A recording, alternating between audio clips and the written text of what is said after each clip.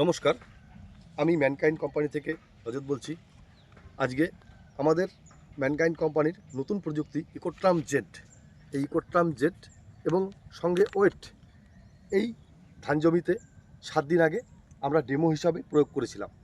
এবং ডেমো হিসাবে সেখানে প্রচণ্ড বিএলবি, যেটা কৃষি ভাষায় মানে কৃষি বিজ্ঞানের ভাষায় বিএলবি বলা হয়, খয়রা বলা হয়, প্রচণ্ড ধানের পাতাগুলো হলুদ হয়ে গিয়েছিল। তার জন্যে আমরা দিয়েছিলাম হচ্ছে ইকোট্রাম জেড, ডেমো হিসাবে প্রয়োগ করেছিলাম।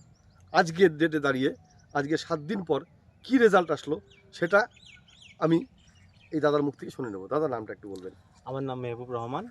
আমার বাড়ি হচ্ছে পেউলাগুড়ি দিনহাটায়, আর ডিস্ট্রিক্ট হচ্ছে কোচবিহার। তো 7 দিন আগে আমার জমিতে প্রচুর পরিমাণে ধসা ছিল, যেটাকে বিএলবি বললো, স্যার বললো বিএলবি বলে ওটাকে।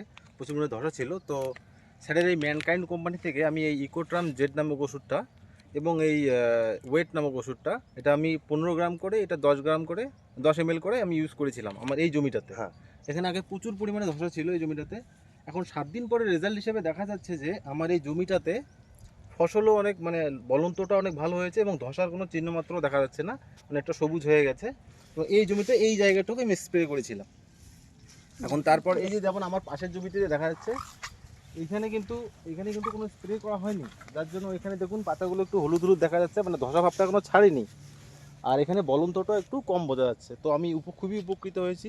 আমি সবাইকে রেকমেন্ড করব আপনারা এই ওষুধটা ইউজ করবেন, তাতে আপনাদের জমিতে ধসার পরিমাণটা অনেকটাই কমে যাবে বলে আমি মনে করি। ধন্যবাদ। ধন্যবাদ।